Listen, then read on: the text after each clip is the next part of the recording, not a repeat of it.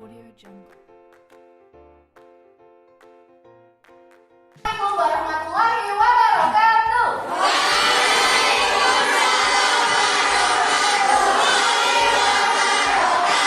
Selamat pagi anak-anak. Bagaimana kabarnya? Baik, luar biasa. Oke, semuanya alhamdulillah kalau semuanya baik. Sebelum mulai pembelajaran, mari kita berdoa agar diberi kemudahan dan kelancaran sampai akhir nanti.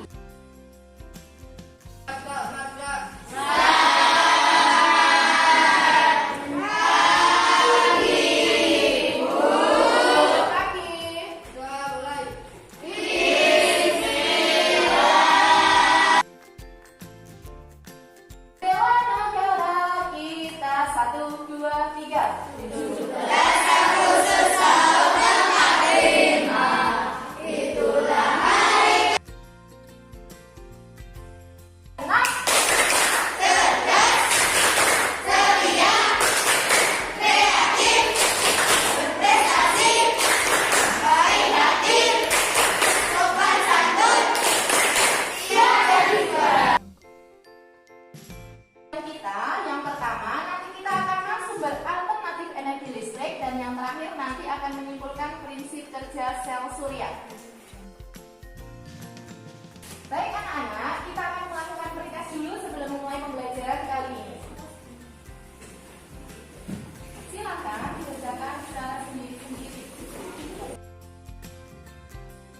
Mari kita belajar tentang apa ya?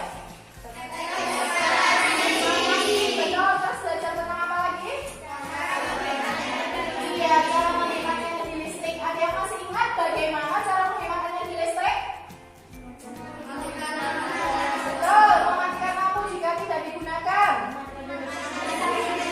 Mematikan televisi jika tidak ditonton. Apa lagi?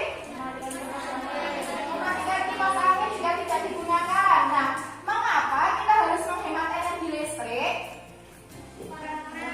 Ya, karena betul, energi listrik berasal dari sumber daya alam yang tidak dapat diperbaharui. Kita akan belajar tema 4, subtema 3, pembelajaran 1 tentang globalisasi dan cinta tanah air. Temukan informasi penting yang pertama, membaca judul, betul. Yang kedua, membaca teks eksposisi secara keseluruhan, dan yang terakhir adalah mencatat dan menganalisis. Berikut ada contoh teks eksplanasi. Silahkan nanti kalian baca yang Bu Eni tunjuk. Aulia untuk dibaca. Departemen Teknik Elektro Fakultas Teknik Universitas Indonesia atau PTUI meluncurkan Solar Academy pertama di Asia Tenggara, yaitu institusi pendidikan dan pelatihan tenaga surya. Adalah contoh-contoh sumber energi alternatif yang bisa menghasilkan energi listrik selain batu bara. Yang pertama itu ada pembangkit listrik tenaga angin. Kalian mesti pernah lihat ya, yang listrik angin. Biasanya negara mana itu? Belanda, betul. Nah, biasanya mereka menggunakan kincir angin itu untuk memutar gandum, karena mereka kan sebagian besar makanan pokoknya bukan beras tapi gandum. Nah, itu untuk menggiling gandum. Selanjutnya, pembangkit listrik tenaga matahari. Apa yang disebut tadi apa? Sel surya. Berikutnya adalah pembangkit listrik tenaga umbi dan buah. Umbi dan buah juga bisa menghasilkan energi listrik. Ini perhatikan cara kerja panel surya.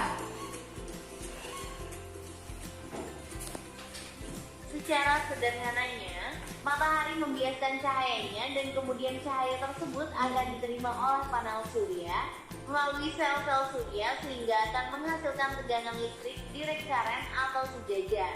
Fenomena ini disebut dengan fotovoltaik.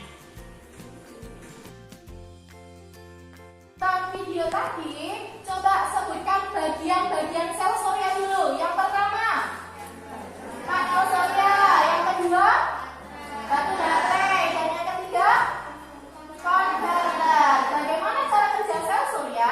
Yang pertama adalah ketika cahaya matahari mengenai sel surya atau panel surya.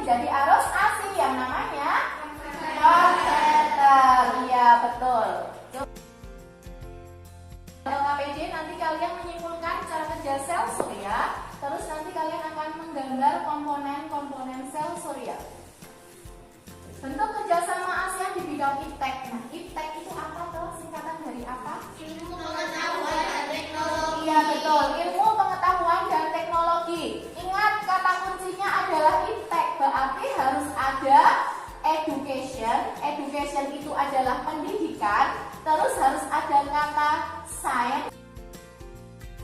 Kerjakan LKPD berikut bersama dengan kelompoknya. Dikerjakan dengan gotong royong dan kerjasama. Dikerjakan ya?